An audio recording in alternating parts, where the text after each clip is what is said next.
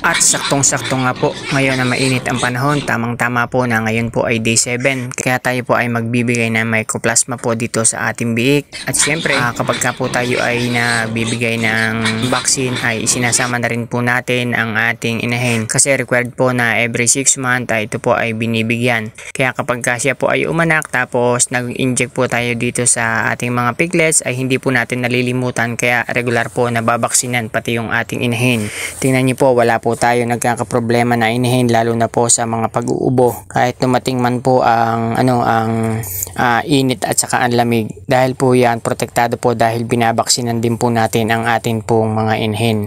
So tayo po ay magbaksin po muna dito sa ating mga piglets. At syempre, as usual, kapag ka po tayo ay nagbabaksin, ay gumagamit po tayo ng syringe na disposable po, tapos naglalagay na lamang po tayo ng stopper kapag ka po ganitong maliliit pa lang ang ating mga biik. So kapag ka tayo po ay nag-i-inject, nagbabaksin po, pag nagbibigay po tayo ng vaccine, lalo na po dito sa mga kulig natin, ay dapat po talaga ay dito po tayo magbibigay ng vaccine sa leeg or dito po sa may leeg, huwag po dito sa may hita, dahil mabigat po pagka sa hita ang 2 ml na vaccine, dahil medyo malamig po yan.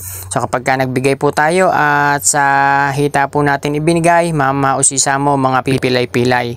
So kapag ka po sa leeg ay baliwala po yan sa kanila. Make sure lamang po na kapag tayo ay magbabaksin ay healthy po yung ating mga piglets. Huwag po tayo magbabaksin kapag ka po sila ay nagtatae or di kaya ay nilalagnat. Yun po ang maipapayo ko lang po, huwag po tayo magbibigay ng hindi sila healthy. Kasi maraming beses na po ako nakapagbigay na hindi sila healthy. May nararamdaman sila, noong pong aking binalikan ng hapon, wala na po sila. At iyan, tayo muna po ay gagawa ng stopper kasi maliliit pa po yung ating mga biik. Kaya kinakailangan po ay hindi po natin mailahat yung haba po nitong ating syringe. Kaya gagawa po tayo ng simpleng stopper para po mag-stop doon, para hindi po natin mailubog lahat yung karayom. Ganito lamang po yung ating ginagawa. Wala lamang po kayo ng syringe tapos putulin nyo po doon sa kalahati. Doon po sa desire nyo kung hanggang saan po yung gusto nyo itusok sa ating mga biik. Tapos after nyan, pwede na tayo magbigay ng tig 2 ml po bawat biik. So bali hindi ko na po ipapakita kung paano po ako mag-inject kasi baka magkameron na naman po tayo ng violation. So ang gagawin ko po ay magbibigay po ako ng 2 ml per piglets. At ganun din po sa inahin, magbibigay din po ako ng 2 ml din. Regular din po yun na 2 ml. 2 ml po ang sa biik at 2 ml sa malaki. Malakit maliit po ay 2 ml lang po per head. Yan, at dahil nga po hindi ko na po ipinakita sa pagkakataong ito po ay tapos na po yung ating pagbibigay po sa ating mga biik. Kaya ngayon ang ipapakita ko po sa inyo ay pagbibigay naman po natin sa inahin. Panoodin niyo po kung gaano po kasimple ang pagbibigay sa inahin.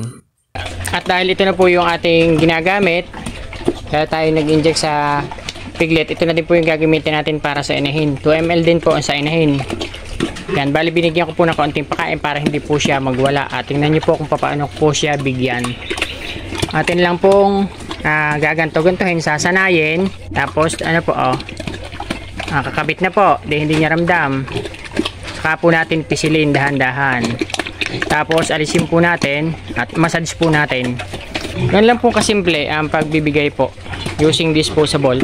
Yung pong iba magre-react na naman dito, bakit daw po ganito, pantao daw po itong ginamit ko.